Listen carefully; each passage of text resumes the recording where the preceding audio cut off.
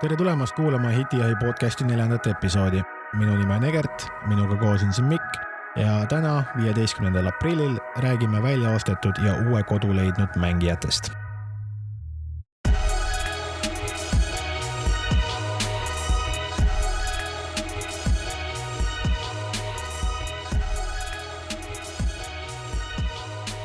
Tere tulemast tagasi jälle kuulama, vaatama meie 4. osa Broadcastist. Tänane teema on siis, vaatame üle buyout marketi, kes on jäänud turule, kes on veel jäänud turule ja kes on juba omal leidnud uue kodu.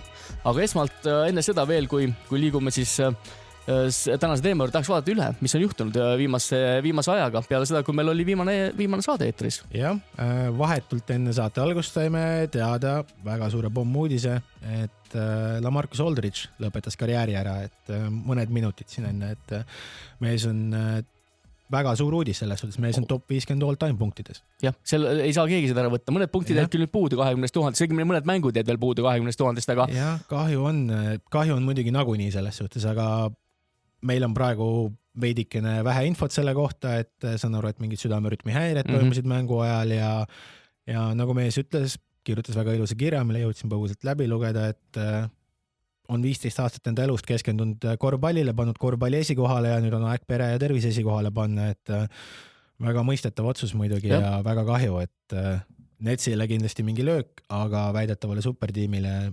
korvpalli vaatevinklist kahju muidugi selles suhtes, aga liigume äkki seda edasi, kui vaatame selle valguses, nüüd ütleme Aldridge'i lõpetamise valguses, vaatame üleüldse, kuidas idatabel on kujunenud välja ja kuidas see uudis võiks mõjutada üleüldse idatabelit, et kas sa siiamaani veel pakuksid Netsi number 1? Ma arvan, et kui mehed terveks saavad, siis kindlasti, et praeguseks on küll jälle räägingi edasi, Sixers on esimese koha võitnud 3 mängu järjest, seal hulgas Netsi vastu, kes küll mängisid ilma KD ja Hardenita.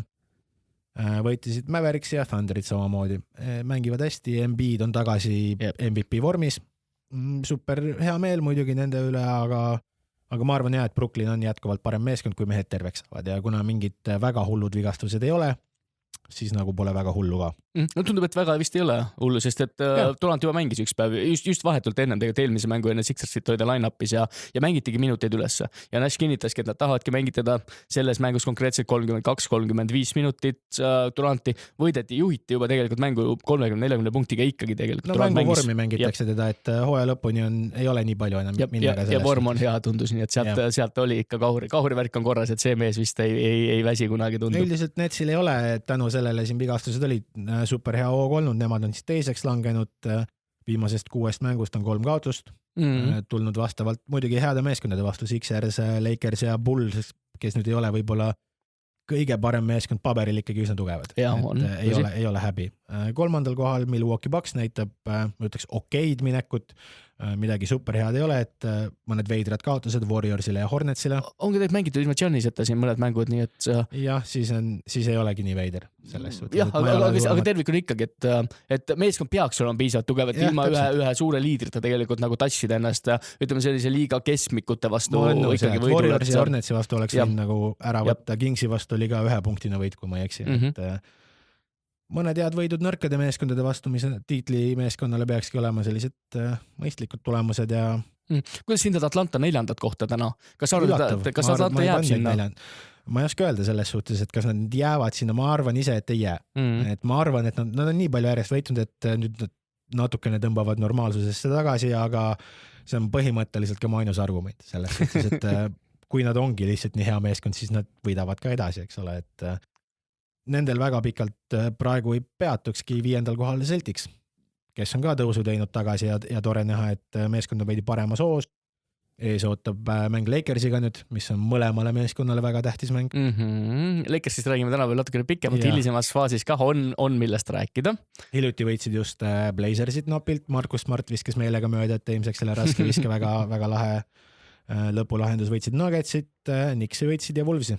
Et ei olnud ka kõik kehvad meeskonnad, Wolves välja, et siis Tatum tunneb ennast paremini, kuigi kasutab ikkagi enne igat mängu inhalaatorit, Covidi tagajärg päris jube mõelda tegelikult, et tippsportlasele niimoodi mõjub, aga üldiselt räägib, et tunneb ennast paremini kui tundis 6 aega tagasi, nii et... Loodame, et play-offiks, mis on siis veel ütleme nädalat, päeva hiljem natuke. No loodame, et on tippvormis ikkagi selle ja Celtics praegu tõuseb edasi ja tore näha. Edasi Knicks Heat. Ja Knicksi koha pealt see, et Knicks on täna tegelikult Heatist eespool ikka veel, on minu jaoks tegelikult suhteliselt suur üllatus. Mängida pole enam palju jäänud. Super hea kaitse on, ma arvan, see Thibodeau ja teiste meeste siin esile tulek on ka üks põhilisi tagajärgi sellel. Või põhjuseid tähendab just. Aga Heat ja Oladipo case, mis me siin arutasime tegelikult eelmises saates just päris pikalt, ütleme, et võiks ju olla see just see samm, mis tegelikult Heati aitab nagu jääda see 4 pulgale. Ei ole veel siiamaani toiminud. Põlv läks ka Oladipol ikkagi, et see oli selline ebaõnn jälle, et ikka jälitab seda meest kahjuks. Jah, et Oladipo tervis kahjuks ei ole see, mis on välja vedanud selle ootusele, mis siis tegelikult nagu pandi Heati poolt alla, aga loodame, et mees paraneb lähitulevikus, on märke, et võiks tegelikult Heat jälle tõusta tagasi. Ma usun, et võrreldes Atlanta ja kas või siis New Yorgiga, nad peaksid tegelikult paberil olema. Paberil nad ongi kõvem meeskond, aga no selles suhtes, et jah, ilma Oladipota sammuti. 8. kohal Hornets, kes on oodatult siis natuke tagasi kukkunud ja oodatult ei ole ka nii suurt ärakukkumist olnud, nagu me siin eelmine kord vaatasime, et hästi mänginud 4-6 viimased 10 mängu, soliidne, veidikene paremini. Kuigi kaotsed on nüüd olnud päris mitu tükki siin jälle. Jah, ongi oodatud, aga selles suhtes mõni hea võit on ka ikkagi seal viimase 2 nädala sees. Hayward on tegelikult olnud pikalt väljas, ma arvan, et see on üks selline suhteliselt suur roll. 2 kandvat mängijat on väljas, siis juba võib andestada, kui mitu mängu läheb. Aga ma usun, et nad jõuavad ikkagi siis kas või sellesse play-in süsteemi, mis siis see aasta siis mängitakse. Vahed on juba piisavalt suured ka ja nii palju ei ole mängida. Vaatamegi äkki tabeli järjes, ma räägingi play-in süsteemis, ma pole tegelikult selle peale üldse see aasta peatunudki. Me teeme ka lõpuks eraldi saata, aga täna võtame kiirelt kokku ja et inimesed saaks aru, et kes ei ole üldse kursis. Ma tegelikult räägin kogu aeg sellest joone peal olemisest, joone all olemisest, aga tegelikult mis see siis tähendab sellel aastal on siis natukene teistmoodi, aga vaatame selle idatabeli lõpuni ja no mis siin väga vaadata ongi, et Pacers tõuseb edasi veel. Jah, täpselt tahtsingi tegelikult peatuda veel enne veel, kui ütleme, paneme siis idatabeli kinni, vaataks just Pacersi situatsiooni ja Bullsi situatsiooni, miks me tegelikult ootasime ju viimase saate suure uudise valguses. Me tegelikult ootasime Bullsi tõusu. Nad ei ole lihtsalt nii head olnud, et kui me arvasime ja natuke võib, ma arvan, andeks anda ka, et uus meeskond ja kõike muud, aga vahed hakkavad kärisema, mängida ei ole palju. Jumal, neil nagu peab ikka väga hullult, et on play-in süsteem olemas. No jah, täna nagu ongi jah, et sa ei peagi otseselt 8 hulka jõudma, et sul on väike tagatuba, kus sa saad siis olla kas 9 või 10, eriti kui sa oled 10. meeskonnana, ma arvan, Bulls on piisavalt heas positsioonis, eriti kui selleks ajaks on mängitud, käisin 6 aega rohkem juba korvpalli, meeskond mängib paremini kokku, nad on väga ohtlik 10. positsiooni meeskond, et meeskond, kellele võib see play-in turniir väga kasuks tulla. Tagant on tulemas tegelikult veel Toronto, on tulemas Washington ka siin tegelikult kohati juba näitab nagu, et hakkab asi käima saama. Torontost ootaks, aga ma arvangi, et ma tahaks ikkagi arvata, et Bulls on praegu, ma ütleks, et Bulls on parem meeskond, aga Bulls on ikkagi ma ei tea, Toronto on see aeg mind alt vedanud ja ma ei usu neisse. Kuigi paberil väga võimas, aga vigastused jälle, taaskord tegelikult on vigastused, mis segavad ja ikka veel ei saa täis line-upi välja pandud. Nii et... Ja Wizardi siis me oleme sellele varesemad saated peatunud ja mu arvamus ei ole meeletult muutunud. Ja Cavs ja Magic Pistons võtavad meil selle tabeli üldse kokku. Ma tegelikult tulengi selle koha pealt, kui me jõudsime tegelikult ära mainida, et suur võidujooks käibki tegelikult 10. kohale selle tabelis, kus on jäänud Bulls, kus on Raptors, kus tegelikult on veel oma võimalusel isegi Wizardsi veel jõuda sinna, siis see 10. koha väärtus sellel aastal on see, et 10. ja 9. koht mängivad omavahel ja nad mängivad omavahel siis viimase play-offi koha peale, ehk siis selle mängu võitja läheb kokku 7. ja 8. koha mängu kaotajaga.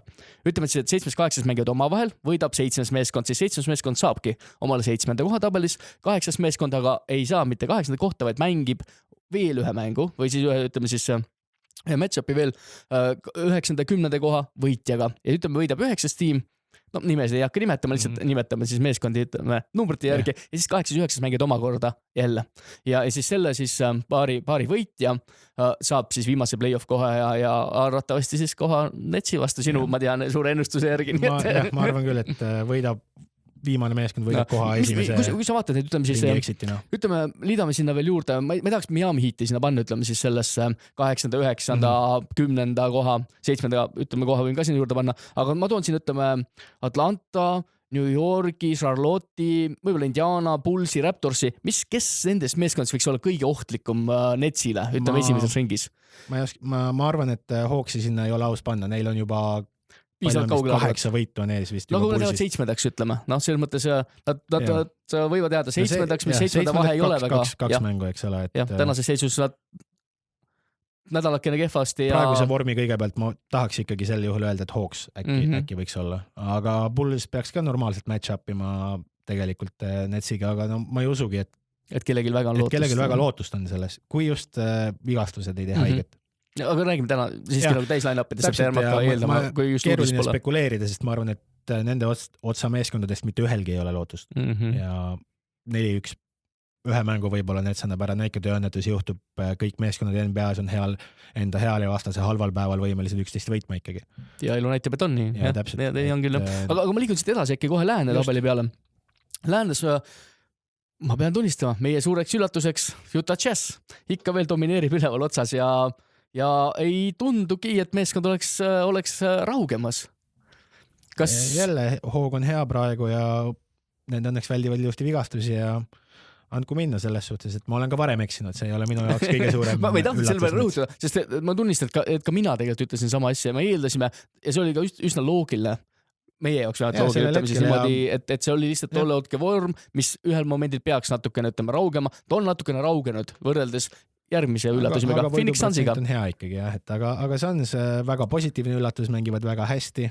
On ilus ka vaadata Sunsi, kus ei saa midagi öelda, nad mängivad väga, väga meeldivad korvpalli. Nad on minu silmis isegi favoriidid täna kogu Lääne. Kas nüüd ma ei ütle, et nad jõuavad Läänest finaali, aga Lääne tabeli number 1 olemisel ma ei julgeks neid võib-olla ma oleks parimaid meeskondi. Jah, natukene võib-olla allapoole Utah Jazzist, aga mitte oluliselt palju. Clippers muidugi, ma ei saa Clippersist üle ega ümber. Clippersi vorm on läinud paremaks, meeskond on saanud ennast mängima. Ma ei taha nüüd öelda, et see on nüüd Lou Williamsi ära saatmisega.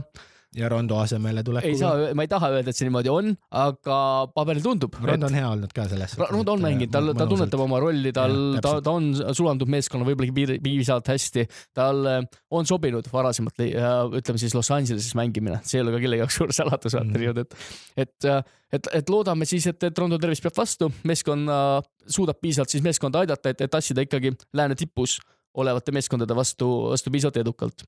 Järgmine meeskond, kelle me tegelikult leiame sealt tabelides, on Denver Nuggets. Väga õnnetu ja väga kahju oli vaadata seda videot ja kõike tõdeda, et võid ise rääkida. Ilmselt selleks, et juba kõik teavad, mis juhtus, et Jamal Murray ACL rebend hooaeg läbi tagasi eeldatavasti järgmine aasta detsembri kanti, jaanuar sinna kanti. Väga kurb, väga kahju Nuggetsi fännidele, ma kujutan ette väga valus löök. Ja lihtsalt hea on see, et see ei ole karjääri lõpetav vigastus, aga nagu paljudes kohtades kirjutati, halvemal ajal ei oleks saanud tulla, Nuggets oli super heas hoos, kõik sobis, kõik toimis. Nuggetsist natuke lühidalt räägime veel tänase saate lõpu osas ka, aga jah, see on meeletult selline 2 halba uudist juba saate algusest praegu olnud, aga selline NBA kahjuks on ja mäng on nii kiire, nii kõrgel tasemel, nii palju on mängus, et vigastused kahjuks tihti juhtuvad ja näed sa kedagi, kes suudaks tegelikult üle võtta, ütleme siis Murray rolli Nuggetsis tänases. Neil on natuke nõuke tagalinn. Ma arvan, et Aaron Gordon saab nüüd natuke kandvama rolli tänu sellele. Just palli jagamisel, palli ületoomisel isegi. Ja ma arvan ka skoorimisel.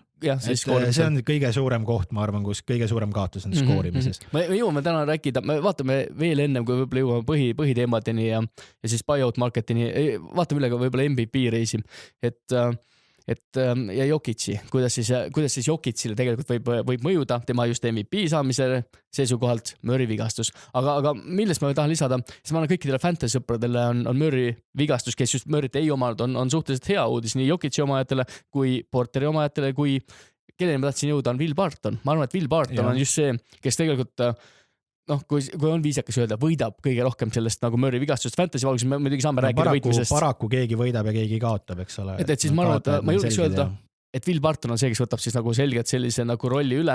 Monte Morris kindlasti saab minuteid juurde. Ja just tahtsingi öelda. Et on seal üks Argentiina mängujuht, kes kindlasti Euroliiga kõikidele vaatajatele, et kindlasti kukub minuteid sinna poole juurde. Kompatso saab play-offis mängida nüüd vähemalt. Ma usun, et Kompatso on täiesti, jah, rösteris olemas ja teist arvestatab.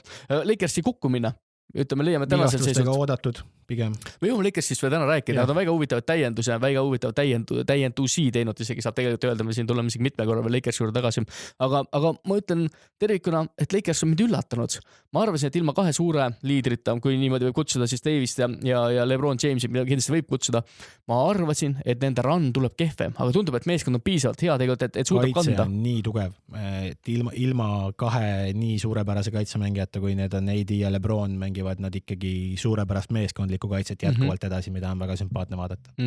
Kuidas need näiteks Marc Gasol'i rolli? Me täna vist Marc Gasol'ist väga rohkem ei räägi Lakersist, aga praegu jälle mingi häda on, et ma küsin just seda nüüd, et kas sa näed üldse, kui ma nüüd ütlen selle välja, kui on Drummond on täna põhis ja Harrell tuleb veel pingi pealt, et kas sa näed üldse Marc Gasol'i tegelikult rolli? Väga ei näe, play-offis võib olla mingid minutid. Aga põhimõtteliselt pigem selline, jah, ma tegelikult isegi toon välja, et ta oli tegelikult kandidaat, kes siis ostetakse välja Drummondi uudisega, aga siis ta kahjuks, nagu me siin omakeskis juba ennist tegelikult ka mainisime, kui mees ei ostetud välja ennem 9. kuupäeva, siis ta kahjuks ei saa enam aidata meeskonda play-offis. Ja ma isegi ei näe, kas Lakersil on väga mõtet ja kas Mark ise tahab väga ära minna. Et kui mitte, ma arvan. Kui Lakersil nagu on... Kedagi asemele võtta ei ole, nii et... Jah, kui Lakersil nagu väga pole, sest et seal on suhteliselt limiteeritud nimekiri, keda tegelikult saaks asemele kutsuda, ütleme, kui Margi koha pealt nagu tehakse omale rosteris koht vabaks. Aga ma pigem arvan, et ei, vigastused, nagu sa tead, on alati ohuks jälle kõikidele suurtele meeskondadele ja ma arvan, Margi kogemus on väga väärtuslik ja ma arvan, et nad tahaksid teda kindlasti hoida. Me kõiki nägime Toronto päeva tegelikult, kui hea Mark oli. Ja muuseas, ta väärtus nagu play-offides pole kindlasti langenud. Aga sellest Lakersist edasi rääkides on ka Portlandi selline tagasihoidlik, ütleme suhteliselt kesine. Jah, see on pettumus. Mina pakkusin neid paremaks meeskonnaks ja nad on kaotanud napilt mänge ja kõike muud, aga kõige suurem küsimus Blazersi puhul ongi kaitsemäng, et see on see miinus, et kaitsemäng, sellel meeskondlik kaitsemäng ja kõik on niivõrd kehva, et kui Lakersil on see jälle tugev, mis juhib neid läbi vigastustega, eks ole, sinna võitude poole, siis Blazers nagu tervena olles ka ei suudeta väga olla. Siin võib-olla vaadataksegi väga palju enne Kanteri otsa, ma tean, kui Kanter tegi väga supernumbrid. Jah, väga supernumbrid, ma täpselt ei mäleta isegi. 30 lauapalli, mis oli viimase aja nagu... Uskumatu number, aga no kaitset ei ole tal ja selle ümber käibki, kui sa vaatad tegelikult, kui Nurkitsi mängingi, aga kui Nurkits on terve ja piisavalt nagu hea, et mängida, siis ta tegelikult on olnud kogu aeg line-upis, et ta on piisavalt hea, ma mõtlen siis nagu tervislikult piisavalt hea, et on olnud kogu aeg starter, ta tegelikult mängib kogu aeg, ta on kaitses piisavalt parem, ta on tegelikult mängu jagana, kas see katete panemisel on ta piisavalt nagu hea, et see tegelikult nagu saab veel natukene, ma arvan, et terve Nurkitsiga ja siis ütleme CJ-ga, kes võib-olla ka tegelikult veel alles leiab pikast vigastust välja tulles oma vormi. Ma usun, et seal veel on, et play-offiks neil on püssirohtu. Ma julge öelda, et ma ka usun sellesse meeskonda. Ütleme, kui nad jäävad 4., 5. või jäävadki 6. ja vastamisi tuleb Lakers, Nuggets, ma tegelikult pigem arvan, et... Ma praeguse vormi peale arvan ise, et nad ei jäägi 6. Et isegi kukub alla poole, aga vaatame edasi. Tallas on alt tulemas tegelikult, mäng on kergelt üles leitud, saab vist niimoodi mainida. Asjad toimivad meeskonnas, suuri vigastusi on välditud. Mõned siuksed veidrad kaotused, nagu näiteks Rocketsile. Trap kaotused, siuke meeskond, mis oli väga kehva ikkagi. Jah, aga sellised tööõnnetused vist ikkagi juhtub, aga täpselt tippas ongi need meeskond tegelikult, kelle juhtub neid tööõnnetusi vähem vaata, et see on tahes tahtmata, et hooaja jooksul ikkagi suudab neid rohkem vältida, ongi tegelikult tabelis kõrgemal ja need tihtipeale otsustavadki just sellised väga neck-to-neck match-up'id või koha peal, ütleme siis battle'id, vaata, just nendes siis sõltuvad, kes siis vähem suudab kaotada, ütleme nendele tagumise otsa satsidele. Aga sealt edasi ma tegelikult tooks selle Grizzlise tõusi, kus me tegelikult kandsime siin eelmise saade, kandsime tegelikult juba Grizzlisi kergelt maha. Me arvasime, et Grizzlis ei ole see meeskond, kes suudab Spursi vastu, kes suudab Warriorsi vastu võib-olla siin nagu positsiooniga võidelda. Aga vaatame, kus me täna istume. Jah. Me oleme inimesed, me eksime. Et Kristis nagu hea vorm on tegelikult on minu jaoks olnud üllatus ja tundub, et... See on üllatus, aga mulle meeldib, hea üllatus, et mulle meeldib näha, kui noored meeskonnad on edukad, et mul ei ole selle vastu midagi. No räägites natukene vanemast meeskonnast, siis Warriors kohe seal 9. ja Spurs 10. pulgal, mis Spursit natukene täna veel räägime, võib-olla Warriorsi peatun nii palju, et Wiseman tegi natukene endale haiget ja mõned nädalad peab nüüd eemal olema jälle. Aga ma arvan, et Wisemani nagu selline 11 punkti, 6 lauapalli, 20 minutit, rookie aasta, see on soliidne, aga ta tegelikult ei suutnud mitte kordagi isegi, ütleme, rookie of the year'i vestlusesse tõsiselt sekkuda. No, ma ikkagi julgen öelda, et ta... Räägitakse probleemiks on see, et need vead, mis nagu kardeti tema mängu juures, ongi üsna korralikud seni, aga need on ühtlasi vead, mida on ajaga võimalik välja lihtida, ehk siis positsioneerimine ja nii-öelda korvpalli IQ ja kõik sellised enamus füüsilised kõik siuksed talendid on olemas, käed on kehvad, et ta ei püüa palli nii hästi, kui ta võiks püüda ja need on kõik, ma arvan, väga sellised lihvitavad asjad, eriti maailmaklassi treenerite käe all ja ma usun, et ta on 19 vist, kui ma ei eksi, et midagi sinna käib. Ma usun, et tal on väga helge tulevik ees ja ma ei kannaks teda maha praegu selle hooaja põhjal veel. Mis on muidugi huvitav on, et Varjuse puhul on see just, et üks starter Kelly Oubre näol on vigastatud olnud viimane nädalakene ja kõik mängud on võidetud. Et huvitav, kas võiks mingi konks üleüldse olla kogu Varjuse edus see, et Oubre on platsi peal? Ma ei julge sinna minna. Statistiliselt on ta väga hea olnud, aga võib-olla mängujoonisesse võib-olla ei sobigi nii hästi, kui loodetakse kogu aeg. Üldiselt isegi siis, kuidas statistiliselt on ta väga hea olnud, on ta olnud ikkagi pettumus, et Warriorsi enda ridades ollakse Wigginsiga ikkagi palju rohkem rahul pick-upi näol. Okei, seda on hea kuulda. Ühesõnaga siis 8-9 meie niinimetatud play-in'i kohtadel hetkel siis jäävadki Warriors ja Spurs. Ma usun, et Pelicans ei ole ka veel alla andnud. Tagumise otsa satsidest ma vist täna väga pikemalt ei peatu. Ma arvan, et Kings läheb juba oma teed. Me oleme juba andnud neile väga palju kõneainet, nii et meil ei ole vaja nendest palju rääkida. Aga on saanud oma minutid meie eetris, viimased satsid nii.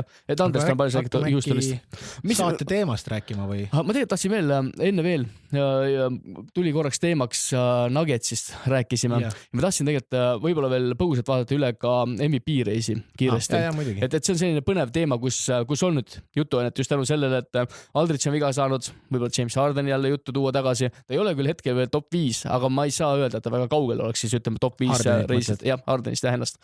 Nüüd jõuan tagasi Murray tegelikult vigastuse juurde, et kui palju Murray vigastus võib tõsta Jokic'i kandidatuuri saada seast MVP-ks. Kui nad võidavad, siis... Ütleme, nad jäävad 4. positsioonile. Kui nad jäävad 4. positsioonile, siis nagu, ja kui Jokic mängib hästi, eks ole, natuke rohkem jälle tuleb kanda selle arvelt. Kui mõjutab, siis hästi. Pigem teine kandidaat number 2 on ka tagasi, Embiid, Joel Embiid. Võideti just hiljuti Netsi olnud küll muidugi, nagu just enne mainisid, on ka täisrivistuses, aga võitpaberil ei saa keegi ära võita. Embiidil ei ole vahet põhimõtteliselt, kelle vastu ta mängib praegu, mulle tundub. Ta on täiesti pidurdamatu. Mitte keegi, tal on post-move'id pealt kolme kõike. Sellise suurusega mehena selliseid asju teha minu jaoks täiesti uskumatu ja üks mu lemmikuid liigas, ma ei saa kahjuks alata. Kahjuks mängib siis Philadelphia sinu mis seal ikka selles suhtes, et ma ei ole nüüd Netsi superfänn. Aga seda põnev on jälle jälgida. Ma usun, et need tiimid on kindlasti olemas, nii Nets kui siis Sixers. Nüüd pigem ongi vist idas küsimus, kes see 4. on tiim, kes jõuab sinna. Ma arvan, et 3 esimest vist on suhteliselt selged ja ma usun, et Bostoni fännid vist tahaksid näha ennast. Tundub, et hetke vormi pealt ma julgeks isegi öelda, et 4. ongi. Just. Ongi võib-olla Boston, aga 3. positsioonilt leiame Lillardi siis MVP reisis. Ma ei ole kunagi, tulen Lillardi natuke tagasi. Kukub ära, kui positsioon ka kukub, et see ei ole... Et ma ei ole kunagi võtnud tegelikult tõsiselt Lillardi sellist MVP kandidatuuri, ta on küll mänguliselt väga hea. Aga jah. Aga ma nagu ei näe, et ma peaks isegi võrdlema sinna, ma kohe ütlen ka 4. ära või tahad ise mainida, kes on 4. 4. selles tabelis on tõusnud Chris Paul. Ja see võib-olla ei olegi väga suur üllatus Sansi edukuse tagant. Natukene on, aga ma arvan, et see on ausalt öeldes selline, kuidas nüüd ma viisakalt ütlen, haletsus, nagu tähelepanu andmine, et me tunnustame sind väga selle eest, mida sa teinud oled, me tõstame sind seal MVP tabelis oluliselt kõrgemaks, aga fakt on see, et tõenäoliselt sa seda nagunii ei võida. Ja järgmine mees on Giannis selles tabelis, kellest... Ma usun, et on suurem sens võita. Kui tuleb vigastusest tagasi, veel on jäänud... Kui saab rohkem mänge võita, paremini üldiselt mängida kõike see... Kas just, nagu ma olen varem ka öelnud, et jah, ma arvan, et Chris Paul on nüüd see mees, kes lükkas nad üle selle piiri, et nad olid enne hea meeskond, nüüd nad on väga hea meeskond. Ja ma olen nõus, kas MVP on see, kes teeb heast meeskonnast väga hea meeskonna, kuigi ise võib-olla statistiliselt ei olegi nii muljet avaldav just nagu Chris Paul, või siis Giannis, kes teeb enda meeskonnast nagu supermeeskonna, jah.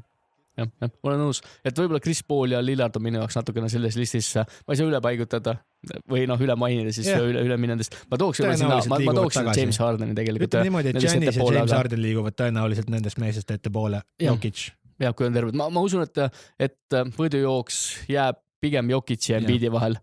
Ülejäänud on solidaarsed positsioonid. Võib-olla, kui Nets peaks mingisuguse hullu runni tegema ja nüüd mitte ühtegi mängu enam kaotama ja Harden paneb igas mängus hullu, siis võib-olla Harden tuleb ka vestlusesse, aga ma arvan, et natuke on hilja, aeg lõpeb varem ära ja teised mehed teenitult on selles konkurentsis. Jah, et Hardeni roll võib läheb ka natukene väiksemaks, Kyrie on väga hästi mänginud, tegelikult kui ta on platsi peal, KD mängib väga hästi, kui ta on jälle rivis olnud, et võib-olla tema roll ei tule nii. Ma usun, et MVP ei ole eesmärk oma ette ka seal meeskonnas. Seal on kõik mehed koos, et võita see tiitel ära ja lähme eluga edasi. Aga lähme ka meie äkki eluga edasi ja räägime tänasest teemast lõpuks, et äkki tahad enne buyout'ist kiirelt rääkida? Ja miks mitte? Me oleme rääkinud tegelikult eelmistes saadetes, Blake Griffini näite tõi, miks buyout ja kuidas see buyout toimis ja kui palju ütleme siis Detroit, kellel on väga vähe pikem huvi, siis saab vaadata ka 3. episoodi järgi, kus me rääkisime Detroit Pistonsist.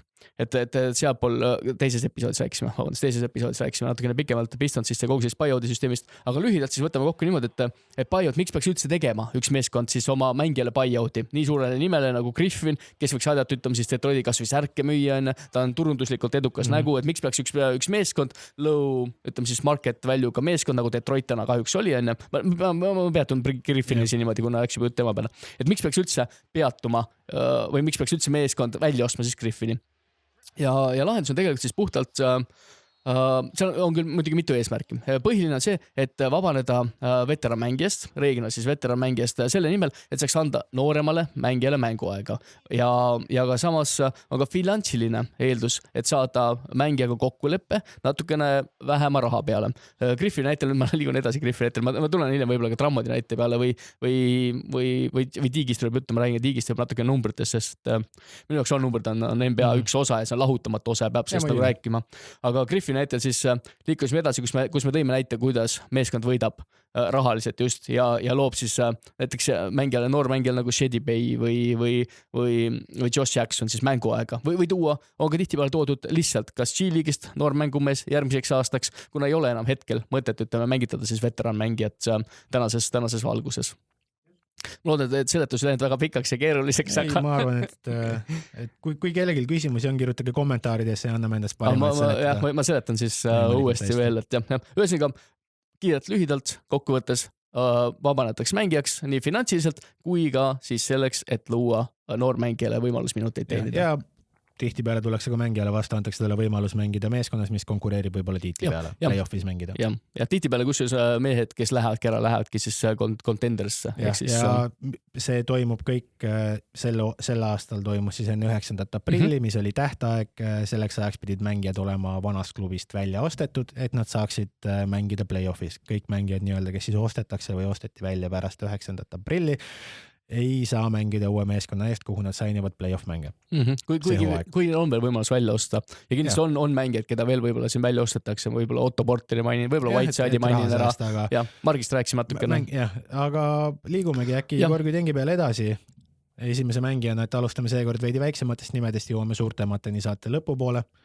Georgi Tengi ostis välja Grizzlies. Grizzlies sai tegelikult just kiita meie käest siin eelnevalt ja üllatavalt või iroonilisel kombel on just Grizzlies mänguvorm paranenud peale seda, kui Georgi Teng välja osteti. Ma ei usu ka, et see otseselt tema süü nüüd on, aga jah. Et Spursiga ta nüüd mängib ja täitis enda lapsepõlveunistuse, eluunistuse, et Spursi CEO R.C. Bufordiga nad kohtusid siis, nagu ma aru sain, Basketball Without Borders laagris Lõuna-Afrikas. Afrikas, jah. Lapsena ja siis sellest ajast saadik on mehe unistus olnud mängida Spursi ridades ja nüüd see sai tehtud. Hetkel mängib väikse vigastusega läbi valude. Suuremat rolli tal nagunii ei ole, sina numbri ütte mehena tead, et ta on siin mõned varasemad aastad tagasi, nüüdseks on vist juba 31 ka. Timberwolves siis mõned aastad tagasi. Et pani isegi okeid numbreid fantasy raames, aga praeguseks on selline korralik veteran rollimängija. Ja, aga siiski, millist rolli sa näed temas, ütleme Spursile? Kas ta, kui palju ta võiks võtta, ütleme, Jakob Pörtli minuteid üldse ära või ta mängis rohkem nelja peal? Pigem mitte sinna Lamarcuse asemele nii-öelda abiks nii-öelda, et sinna kanti, aga ma ei näegi Spursis temal mingit väga kandvat rolli just. Aga tegemist on väga soliidse mängumehega, ma ütlen, et tema nagu mängija tarkus, tema osavus ja just ma arvan, et tema kaitse mängija omadused sobivad tegelikult sellise popi mentaliteediga väga hästi kokku ja ma näen, et see on hea täiendus tegelikult Spursile. No korralik rollimängija, tal on karjääri keskmised muidugi, mis on nüüd natuke Timberwolvesi numbritest üles löödud, aga 8 punkti, 6 lauda, 1 plokk, 1 stiil mängus. Viimased 3 aastat plokid langenud 0,6 peale, minutid 15. Aga minutid on langenud viimastega. 15-17 minuti. Ma mäletame Korgi teengi sellisest 5-6 aasta tagusest Timberwolvesist, kus tegelikult oli, tulen tagasi fantasy peale, sest numbritest rääkides vaata, siis tegemist oli väga tubli top 40, top 50 mängumehega ja niimoodi aastaid kandvalt vaata. Nii et väga soliidne protsendid korralikult viskab 3-st. Väga sellest, ma arvan, et see on hea täiendus. Grizzlies ostis välja, Spurs ta sainis ja see oli esimene siis mängumees, kes vahetus ära tegi, kellest me rääkisime. Ja... Ma tulen kohe edasi järgmise jutuga. Ma põgusalt tegelikult peatusin siin juba Magicul ja Bucksil ja isegi rääkisin natuke Bostonist ja nüüd saame ühe mehega nad kõik kokkelle võtta. Jeff Teague, kes siis rändas läbi Bostoni sellel aastal siis Magicusse, sai Magicus siis viisakalt vastastikusel kokkuleppel, sai siis tulema ja sainis Bucksiga, nagu rääkisime, nagu ikka. Suured nimed, Jeff Teague ei saa mainimata jätta, All-Star. Aastate tagune, äkki isegi mäletad, mis aastas olla võis? 15, 16. Ja kuskil 14-15 aastal, ütleme siis aastate tagune, kus terve pool Atlanta line-up oli All-Star, siis äkki Viktoriini küsimus sulle, äkki mäletad, kes olid 4 Atlanta mängumees, kes All-Starsid tollel aastal? Korver. Kyle Korver on õige, jah. Horford. Üks veel. Bill Millsap. Paul Millsap, Paul Millsap oli tõesti see 4. Carroll ei saanud, aga nad olid jaanuari, jagasid 5 Player of the Month auhinda. Et see oli selline crazy... ma ei teagi, kas varem NBA-s oli see oli arvatavasti naal, pole isegi tegelikult kuulnud, aga et mis aas... Vaata kus sa saad. Ma räägin kergelt edasi, päris põnev isegi informatsioon, et keegi üldse line-upiga tervelt see Player of the Monthi. Aga Jeff Teague'ist siis edasi rääkides, siiani mänginud Bucksis siis 17 minutit, ei ole väga suured minutid olnud, ma arvan, et tema rolli kasvagi väga tegelikult Bucksis suuremaks. Ma arvan, et kuskil sinna 16-20 vahele jääb, ma arvan 17-18 ongi selline optimaalne, kus ta mängib 7 punkti, 3 söötu mängus, see ongi, ma arvan, Teague'i tänane selline panus, mis ta suudab, samad tegelikult numbrid suhteliselt ka tegelikult Bostonis ja selline roll ma eeldan ja ma näen, et tal tegelikult jääbki. Aeg on möödas sellest ajast, et nad võitsid muide 17 mängu ja kaotasid 0 jaanuarikuus. Aasta oli, kui ma ei eksi, siis 2015. 2015 jaanuar, jah. Võib-olla siis 14-15 oli tegelikult see aasta, kui nad said tegelikult kõik neljaki All-Stars, nii on loogiline. Ja Demar Carroll oli 5 mees. Kui Demar Carrollist tegelikult peatus veel sekundi, siis Carroll oli ka Spursi line-upis mingi hetk, aga tundub, et Rocketsi line-upis oli mingi hetk. Aga tundub, et ei ole saanud ennast. Väga soliidse mängumehega oli tegelikult tollel aastatel veel tegemist, nii et mulle väga meeldis. Ma natuke isegi võrdaks teda võib-olla sükse Jay Crowderiga täna. Et ta on väga... Juksist võib-olla see on see põhiline seos alati, mis tuleb. Võib-olla isegi väline on see just, võib-olla siis tuleb, võib-olla siis võrdaks ka Carroll ja Carrolliga. Carrollit siis Crowderiga. Hawksi pealt edasi. Ma arvan küll, et siin väga tegelikult midagi kokku pole võtta. Paksi tiimist. Korralik varu point guard, ja. Ma usun, et see ei ole see, millega Paks nüüd tõuseb automaatselt contenderiks. Ma arvan, et liigume edasi järgmise mängumeeste juurde, kelle roll on palju suurem, palju kandvam mõnes teises meeskonnas ja ütleme Tiigil, et hea pick-up Paksi poolt maksab 800 000 see aasta. Tiigile ka hea võimalus konkureerida. Jah, Tiig saab võimalus jälle. Riversist räägiti siin enne Paksile, enam pole vaja. Nad kokkuleppele jõudnud, Paks sai endale Tiigi, ma arvan, nad on väga rahul selle pick-upiga, et kas sa arvad muidu, kui me võtame Rivers versus Tiig, kumma sa oleksid võtnud? Ma isegi tegelikult ei oska võrrelda. Ma arvan, et Tiig on parem kaitse, mitte ta, et oleks sul lockdown kaitse, aga Tiig on kaitses parem. Ja kindlasti, ta on palli liigutaja, on ta parem kindlasti. Viskajana ma tegelikult hindaksin jälle Riversit, skoorijana Rivers pigem. Ma täna tegelikult võtaksin oma line-upi vist pigem Riversi. Mõtlen niipidi, ma küll ei tea, mis Paks tegelikult täpselt otsis, miks ta nagu just Tiigi võttis. Ma arvan, et neil olid omad põhjused, aga Riveriga nad kokkuleppele ei jõudnud igatahes, aga see selleks järgmine mees, kes mõnevõrra üllatuslikult muide minu jaoks üsna kandvat rolli hakkab mängima, võib-olla mitte kandvat rolli on nüüd vale sõna, aga tähtsat rolli, siis ütleme nii, on, kellest ma räägiks, Ben McLemore. Oma Houstoni poiss, 2 aastat viimast mängis siin ja väga sümpaatne, super ilusa viskega, kui ta saab ilusa sellise catch and shoot viske teha, siis enamasti see lendab sisse, kuigi ta võtab lihtsalt, tema protsendid on alla sellepärast, et ta võtab niivõrd palju viskeid ja niivõrd halbadest positsioonidest, et ta üritab igalt poolt sisse visata. Ta on selline energiajänku, tuleb sisse, ta toob tervele meeskonnale enda kolmestega energiat, et ta palju minuteid ei mängi, aga ta saab väga palju viskeid sellel ajal. Fantasy's huvitav pick-up olnud mingid aastad, et vahepeal teeb enda pea 30 punkti mänge, 25, 22, 27 niimoodi ja 3 ja 3 ja see on vist see, mida Lakers täna tegelikult otsibki ju. Et jõuda sinna, kuhu ta maandus lõpuks siis. Väga, et ta kohe alguses mängis väga hästi, täpselt numbrid ei mäleta, vist pani 17 punkti või 22 isegi mingi väiksem minutite arvuga, aga karjäär viimase 3 aasta keskmine 300 kant on 33-35%, sinna vahele paneme sinna sisse ka selle, et ta võtab väga palju halbu viskeid. Selles suhtes, et tal on kätte antud ka väga palju halbu viskeid ja ta võtab väga palju kiireid. Rocketsi eesmärk oli lihtsalt võimalikult palju peale visata. Ja ma arvan, et ta tegelikult nii-öelda, kui tal oleks parem viskevalik, ta protsent tuleb oluliselt kõrgemale, ta võiks sinna 40 ümber kindlasti olla. Aga mina arvan, et väga solid pick-up Lakersile ja täpselt see, mida neil vaja oli. Kuigi neil on tegelikult line-upis juba taolised mängijad isegi, näiteks kas või... Ma arvan, McLemore on parem ja kus ta ära tuli siis Rocketsist? Kes sa tahtsid nimetada? Ma tahtsin Pope'i nimetada isegi. Ma ise, nad on suhteliselt nagu isegi ma arvan, sellised sarnased mängustiiliga. Caldwell Pope ongi ees nagu, et ta on parem kaitse. Ben McLemore'i miinuseks on see, et ta kaitses, ta üritab palju, aga ta ei oska lihtsalt. Ta magab tihti enda ülesanded maha ja selles suhtes see on üks põhjus, miks ta vähe minuteid saab. Kuigi füüsiliselt väga ei mängu ju. Just, aga see ongi see, et no ei loe vist mängu nii hästi või midagi. See on shooter, ta tuleb sisse, ta viskab enda punktid ära, ta istub maha põhimõtteliselt. Aga tegi seda hästi ja selline ice cold näitas alati samamoodi. Jah, et siia ma ikkagi veel ikkagi NBA verestarites sees tundub, et on nõutud mängumees. Minuteid saab kindlasti sinna ka 17, ma arvan, kuni 20 ligi isegi, et saab enda võimaluse peale ohada küll. Võime isegi liigitada, ütleme siis Jeff Teague'i ja Ben McLemore'i roll. Ma ütleks, et Ben McLemore on parem, ta on lihtsalt parem skoorer. Et just see, kes on parem enda karjääris paremas punktis veel, ta on noorem, Jeff Teague on natuke ikkagi seal tahapoole juba jäänud. Et sa arvad, et McLemore'i roll tuleb suurem Lakersis, kui tegelikult tuleb Jeff Teague'i roll, ütleme siis Bucksis. Mõlemad on siiski contenderis selle mängumehed, et eriti nüüd, kui Lakersil on palju mehi ka puudu. Ma liigun siit natuke edasi järgmise mängumehe poole, kes on tahaks tahtnud jälle ju Orlando juurde tagasi ja Orlando kanadalasest center siis Ken Bridge. Ma mõtlesin, et valisin sellise huvitava mängumehe, kes natuke pikemalt peatuda ja just selles valguses, et Toronto veel on võimalus jõuda play-offi. Just mainime seda siis 10. positsiooni, seda 9. positsiooni. Ja selles valguses nagu Ken Bridge'i, ütleme siis, kas koju toomine, ei saa just päris öelda, et Torontosse toomine, tegemist on Vancouveris sündinud mängumehega, ikkagi oma poisiga siis ütleme tagasi toomine. On selline huvitav lükke, ma ei näe väga suurt rolli temal olevat, aga piisavalt kandvat rolli, et võib-olla Toronto saaks siis selle pisikese sammukese edasi, mis aitaks neid võib-olla siis sellesse kas või sellesse top 10-sse, mis on täna siis ütleme selliste alumiste tiimide unistus.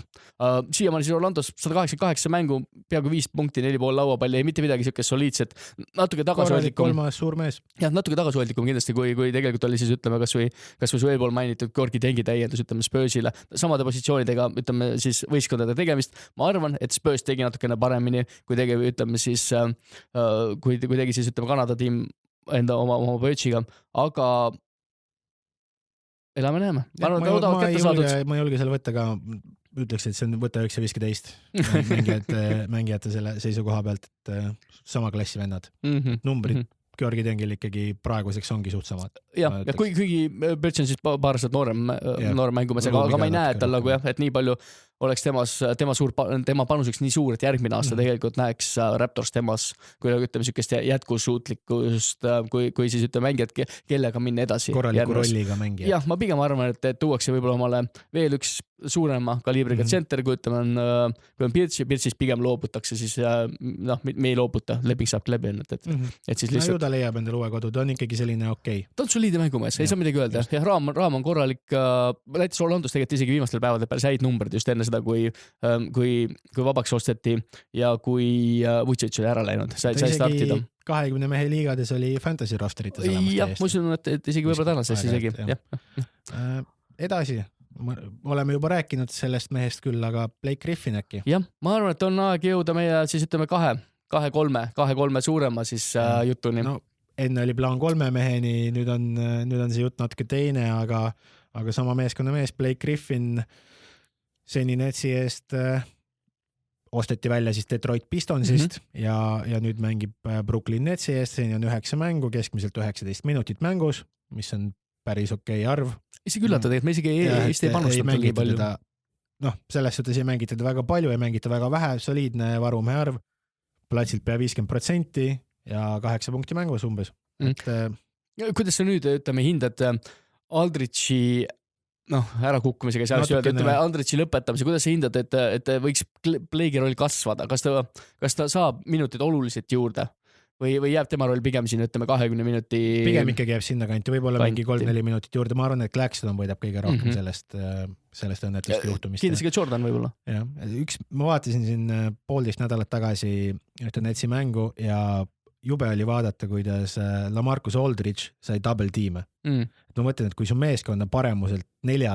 mängija või 5. mängija lausa saab double tiime vastas meeskonna käest, siis see on nii ohtlik meeskond, et aga jah, Blake Griffin, tagasihoidlikud numbrid ikkagi tema suhtes, superstaari suhtes ja nüüd tõenäoliselt natuke paranevad, natuke rohkem saab võimalust, nagu vajadus on, sest järgmine nimi, kellest me täna rääkida tahtsime, oli LaMarcus Aldridge ja tema siis lõpetas tänase päevaga karjääri. Jah, kurb, aga ma tõesti mõistan, pere inimesena ma saan tegelikult aru, et pere ongi sellises vanuses karjääril juba, kus on piisavalt punkte visatud, piisavalt siis dollareid teenitud.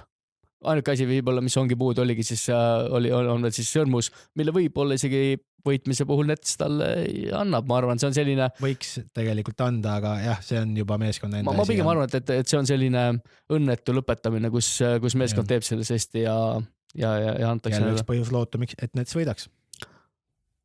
Jah.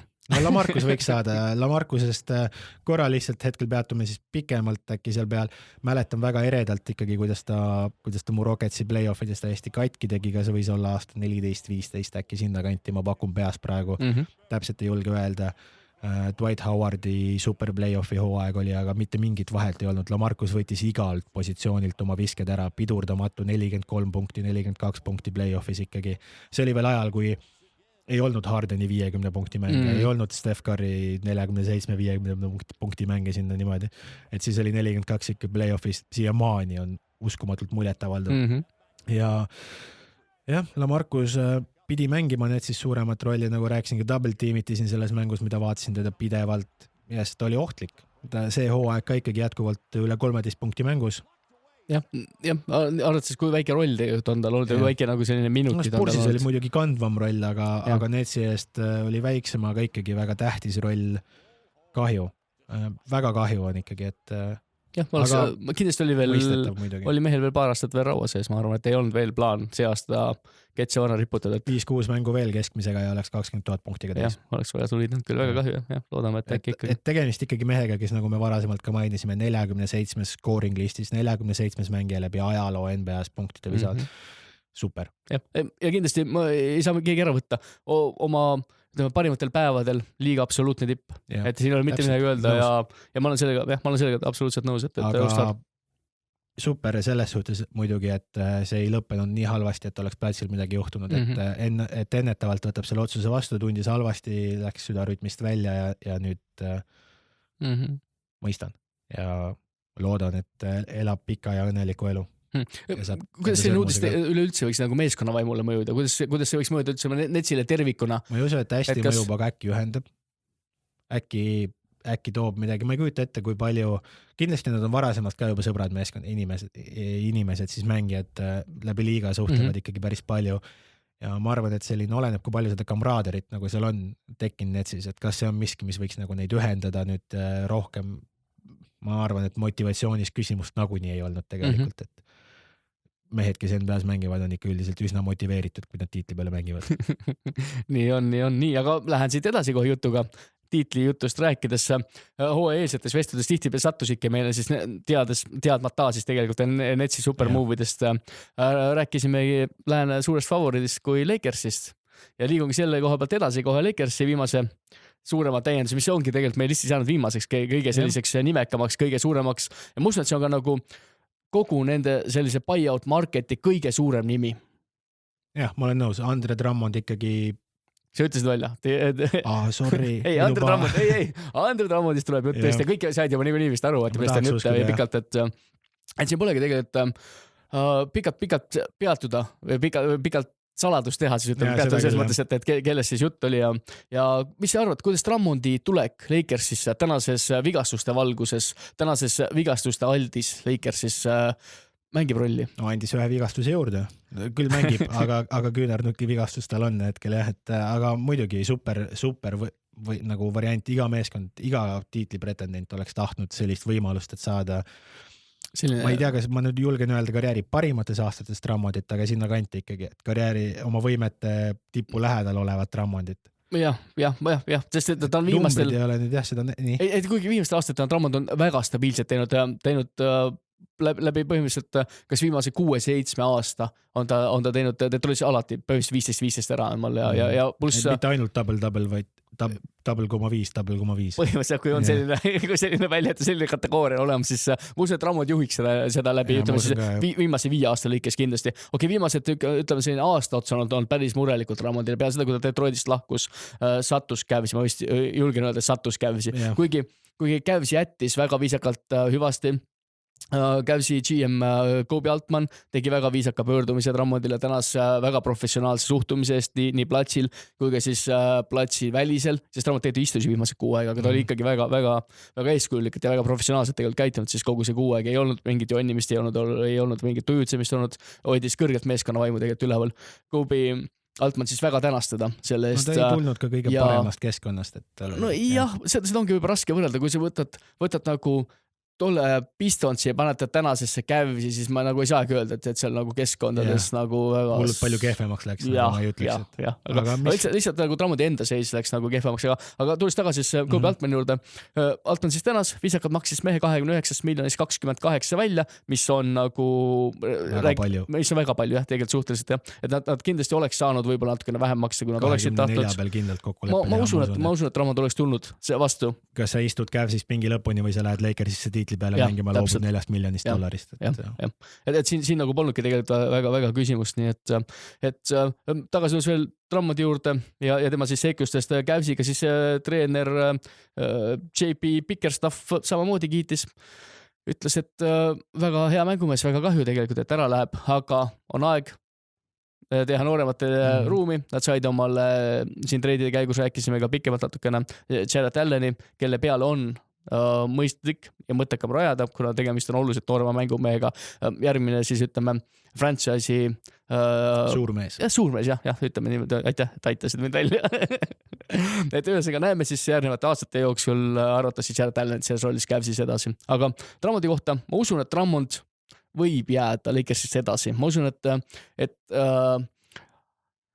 Davis tahaks mängida pigem 4 peale, aga küsi seda Netsi omanik ja Netsi taskust, kus see raha tuleb, et hoida omale nii suuri mängumees ja kõiki, et tuleb kinni maksta, asjad tuleb kinni maksta. Netsi ei ole tegelikult veel kõige suurema palgafondiga. Üks tiim on veel, tahad sa arvata? Teengi siin Viktoriini küsimus sulle. Kes on veel suurema palgafondiga meeskond liigas kui... Ei, Suns on ka tipus väga hea, aga see on üks eelmiste aegade üks kuldmeeskondi veel. Celtics. Mitte nii kaugetes aegades ei lähe. Ma ei paku. See on Warriors. Warriors number 1 on siia maalinud veel, suuresti hoiab ka Clay leping hoiab seda nagu numbrit üleval, pluss siis toodi ju Kelly juurde, kelle numbrid ei ole ka suur mitte väiksed. Ma oleks pakkunud nagunii, ma oleks põhimõtteliselt kõik play-offi meeskond ära pakkunud, kui ma Warriorsin oleks jõudnud. Aga selles mõttes jah, et käis juurde veel tegelikult tagasi, toodi veel ju tegelikult sinna veel juurde ka teine väga põnev mängumees, kelle peale kellest mainisime on Hartenstein, veel juurde sinna siis McGee asemele ja ma usun, et nagu Hartensteini ja siis Hartensteini ja Alleni najal võiks tegelikult nagu Cavs teha küll järgmise sammu. Ma usun, et see on selline viisakas, et miks loobuti Drummondist. Jah, Drummond ära läks, oli ka loogiline selles, et neile meestele oli vaja minuteid, et võib-olla mitte Hartensteini selline ülesehitamine ei ole nüüd nende põhieesmärk, aga Alleni oma küll. Et seal on kindlasti. Drummond Lakersis, mis sa arvad, kui suur roll temal lõpuks Lakersis on? Tegemist on seal kas 3. või 4. numbriga. Selgelt 3. või pigem ma Schröderi järel, usun, kuidas? jah, ma tegelikult tahtsin öelda, et ma ei saa ka tegelikult Harrelit maha kanda. Jah. Harrel tahab oma minuteid saada, ma ei näe, et väga Harrel ja Drummond mängiksid koos. Harrel on pingilt tuleb nagunii ju, kui Jah, Drummond. aga kui Drummond tahaks mängida suuri minuteid, siis ma näen, et mõlemad tegelikult peaksid sinna 20 keskel, 20 lõppu. Nad saavad natukene koos mängida, see ei ole välistatud. Koos mängida, kui AD istub kindlasti on ka see ei ole nagu välistatud, Harrel võtab selle 4-5 mänginud küll, tal nüüd head kolmest ei ole, aga tema oma liikuvuse ja agressiooniga ta suudab kaitses kindlasti nagu ära mängida. Aga ma pigem nagu näen, et Drummondi minutid ei lähe väga suureks. Ma pigem tahan öelda, et nad ei tule üle 30. Et iga õhtuselt me ei näe. Ma arvan, et Harrel on oma selles. Mark saab kindlasti ka oma minutid. Ma ei tahaks teda nagu päris pinginurka maha kanda. Ma arvan, et kui suures Drummondi puhul on üks kõige suuremaid küsimusi see, kas on aega piisavalt, et sulanduda meeskonda 100%. Kas sa arvad, et 18 mängu on Lakersil põhihooaega ees? Ma tulengi veel korra vigastusest tagasi. AD veel 2 nädalat väljas. LeBron arvatavasti kuskil, ütleme kuu. Just. Et võib-olla me näeme Davist ja Drummondi line-upi juba selle kuu lõpus. Arvatavasti, teades, kuidas see hoitakse tegelikult. Davis, Drummond line-up saab mängida põhihooajal kui mitu mängu. Jah, väga kahtlalt üldse saab tegelikult, isegi ma julgen öelda, et see on ju kokku mängimine ikkagi ülimalt tähtis NBA-s, korvpallis. Tegemist on meeskonna mänguga 100%, et üksikud mehed, kui siin jätta mõned erandid välja, ikkagi me ei võida tiitleid. Ja Drummond muidugi isikliku arengus mulle on väga meeldinud see, et kui aastaid tagasi mäletame, kui Drummond tuli tegelikult ju liigasse, oli tegemist alla 40% vabaviskajaga. Ja kõik naersime tema üle ja mõtlesime, et just fantasy isegi tegelikult, et Drummond oli üks mängija, kellel olid väga hea, ei saa öelda sentri kohta väga hea viskaprotsent, on siiski tegelikult 50% ümber viskaja, aga väga hea, siiski ikkagi viskajad ikkagi ja jalad maast ikkagi lahti saab tihti peale. Aga väga soliidsed punktid, väga head lauapallid, aastaid juba olnud siis lauapallid edapalli tipus kindlasti ongi juba tipus enne, olnud siis number 1 või seal lähedal. Väga hea kaitsed numbrid, millest me ei saa mööda ega ümber. Ma arvan, et Drummondi kõige suurem tugevus koos Davisega ongi nende kaitse. Ma arvan, et nad on väga liikuvad, väga sellised kaitses ebamugavad mängijad, kelle vastu mängida. Ja ma arvan, et see on nagu Lakersi kõige suurem. Ja see on kõige suurem võit, ma pakun Lakersi jaoks on just see, et see on niigi hea. Või kas nüüd niigi hea, nagu võib-olla ei ole täiuseks, aga nii viisakas kaitse on läinud veel paremaks. Öelda, et neil on Lakersil on üks liiga parimaid, kui mitte parim kaitse. Ja see läks selle sammuga. Ma julgen öelda, et Marc Gasol Drummondi vastu, mitte et Marc oleks kehva kaitse, ma ei taha midagi öelda, aga aastad on teinud oma töö, Drummond on täna tegelikult, nagu sa ütlesid oma primis, 28-aastaselt ei ole veel täna tegelikult see aeg, kus me peaksime Drummondit maha kandma, kui see veteran, nagu me tegime Playhiga tegelikult, kes nagu võtab soliidsema. Kindlasti ei ole nad sama koha peal. Et Drummond selles suhtes nüüd numbrid Lakersis on natuke tagasihoidlikumad olnud ka, et 5 mängu on praegu mänginud tänaseks päevaks keskmiselt 9 punkti, 9 lauda, 8 viset. Jah.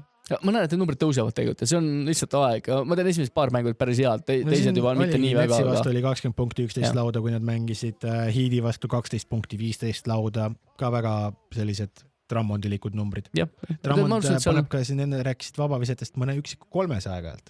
Ma ei julgeks kihlevada, kumb rohkem on visanud, ütleme see aasta, kas Ben Simmons või ma ei tea, mitu Ben Simmons visanud. Või siis Drummond, vaata, ma isegi pakun, et võib-olla see on isegi Drummondi numbrid suuremad. Pikalt, nii et see ei ole aus. No Ben Simmons lihtsalt ei viska. Aga Ben Simmons ja Drummondi võrdlus on veel, kus just väga asjakohane vabavisetel. Ehk siis Ben Simmons on ka sinna 60% vabavisket ja mis on tegelikult Drummondi puhul siis väga hea näitaja. Ben Simmons ei ole väga palju lühem ka muide tegelikult. Ei, nad ongi isegi sama pikalt. Kui isegi, nad vist on mõned 60, kui ma eksin, ma nüüd peast ütlen. 6-11, aga... No, ma isegi oleks öelnud, et Simmons on pikem kui Drummond, aga lepib kokku, et nad on sama pikad. et see on nagu Drummondi puhul, ma leian väga hea ja Simmonsi puhul siis, täna olen küll sattunud sellisesse sinisesse vormi, aga ma ei saa sellest üle ümber, et mees on suutnud areneda ja selle pealt ma arvan, et Lakersil on tegelikult. See oli selle nii-öelda buyout seasoni siis välja ostu hooaja kõige parem lüke. Ma arvan. Kõige parem mängija kindlasti. Jah, ma ei tahagi tegelikult öelda, et see kõige parem nagu lüke, ükskõik, kes oleks saanud Drummondi, ma arvan, oleks olnud kõige parem. Et kõige parem mängija on siis see, mida ma silmas pidasin, kes liikus seni. Ja selgelt kõige suurem nimi. Jääb kõige suuremaks nimeks, et liigume äkki edasi mõne mängija poole, kellel veel ei ole meeskonda ja kes tõenäoliselt ikkagi kuskil hooaja lõpetavad, et mingis play-off contenderis mängivad. Ma tahaksin alustada, tohib. Ma toon sellise nime väga huvitav aastate taguse mängumehe nagu Jabari Parker.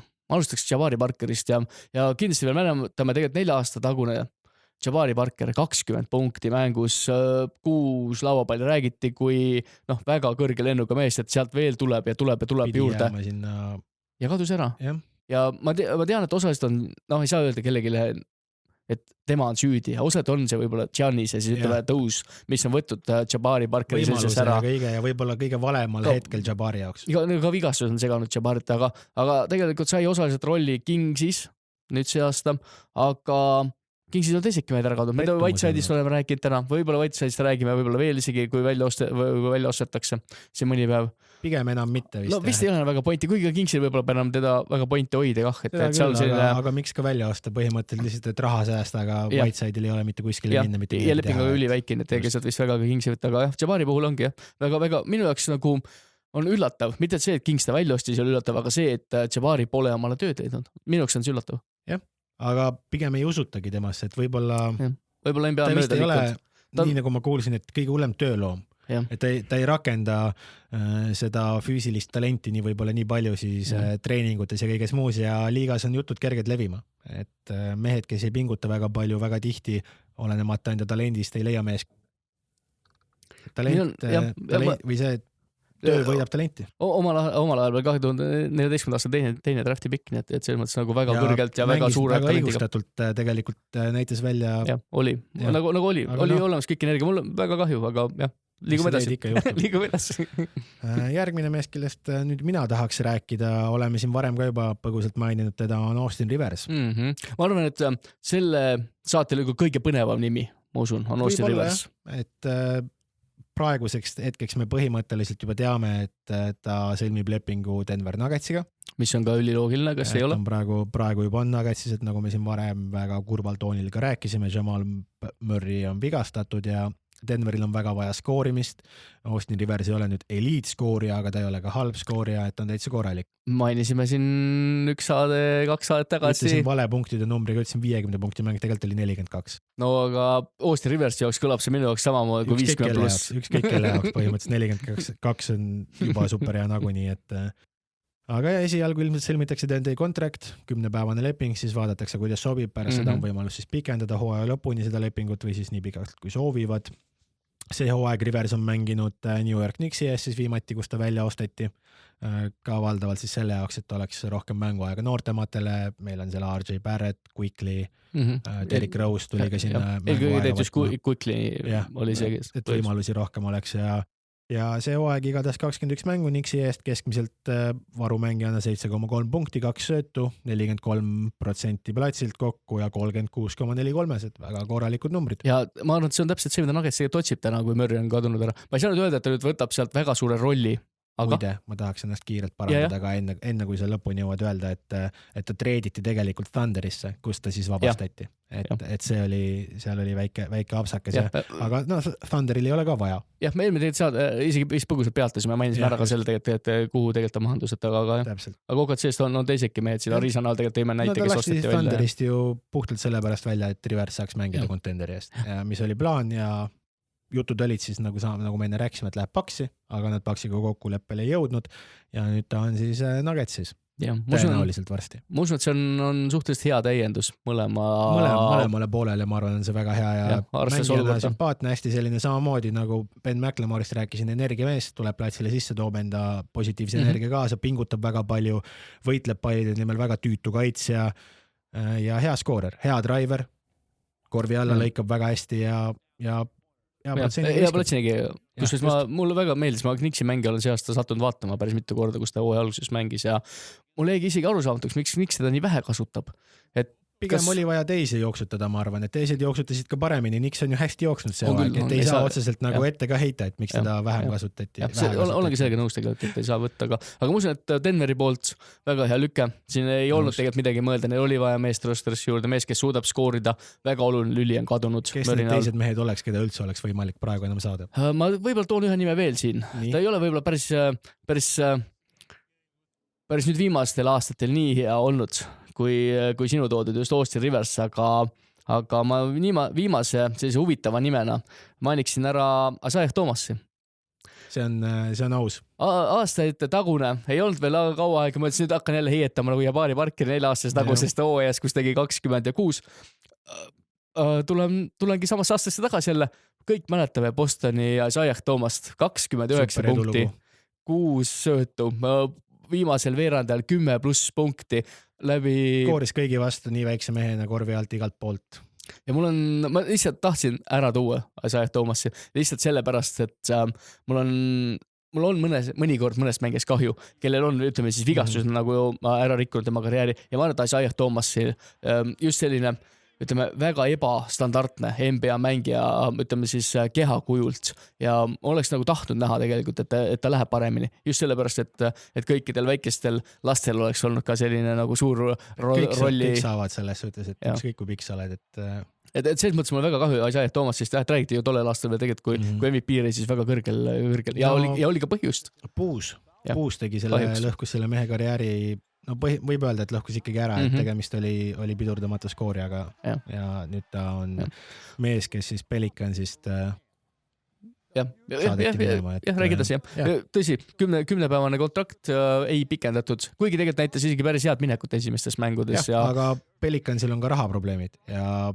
mida nad võib olla siis nagu re-signi võtta, aga see on ka selline 50-50, et vaadatakse, kuidas on. Üks huvitav nimi, mida ma olen üles visatutena on Celtics tagasi koju. Oleks väga lahe tegelikult. Mis oleks lahe tegelikult? Ma arvan, et see on nagu... Celticsil on ka veidi abi vaja veel ikkagi, et teise unitisse Fournieri asjadega. Eriti veel nüüd, kus tegelikult Fournier on olnud vigane. Jeff Teague anti ära tegelikult. Neil on küll siin, ütleme, rookie point guard, aga playoffis võib-olla oleks vaja seda. Võimalik, et paljud mängumehed tegelikult veel isegi mäletavad veel seda, isegi kui nad ei mänginud tollel veel Celticsiski, nad mäletavad seda Celticsi, ma noorematel mängijatele meenubki Celtics, mitte võib-olla daatumiga, aga just eelkõige siis Isaiah Thomasiga, et see on nagu võib-olla selline Celticsi nägu. No see oli viimane aeg, kui Celtics oli tegelikult, praegu on ka, peab ütlema, ja ma ei saa öelda, et see oli viimane aeg, kui Celtics oli nii hullult hea konkurentsivõimega, et tegelikult nad eelmine hooaeg mängisid. No nad mängivad väga viisakat mängu, aga just ütleme siis kas või peatreeneri esiletõus tegelikult tõusis just tänu tegelikult Isaiah Thomasi sellise individuaalsele osavusele ja väga kahju. Täna oleme teinud kuidagi väga kurvades toonides rääkinud kogu selle saatega. Kui halbu asju juhtub, siis ega ei saa rõmmus olla selle üle tegelikult. Aga buyout saade vist ongi selline, kus inimesed üleaasalt lastakse lahti. Ütleme niimoodi, et seal on buyouti saate puhul on inimesed, kelle teenetest loobutakse ja peavad endale uue töö leidma. Aga ma arvan, et oleme täna üsna hästi selle kokku võtnud. Ma loodame siis, lõpetame siis positiivse sõnumiga, et loodame, et Isaiah läheb tagasi Bostonisse, see oleks väga põnev tegelikult. Või leiab endale ükskõik millises contenderis rolli. Ma tahaks näha playoffis küsimus, kas tal on võimalik minna, kas tema 10-päevane leping lubab tal sõlmida Bostoniga täna. Ma ei ole kahjuks tehniliselt ma pean ka vaatama üle, et see on väga hea. See on väga hea pakkumine tegelikult, nii et me saame juba tagantjärgi targad olla niimoodi, et jah. Okei, aga tänaseks kõik vist.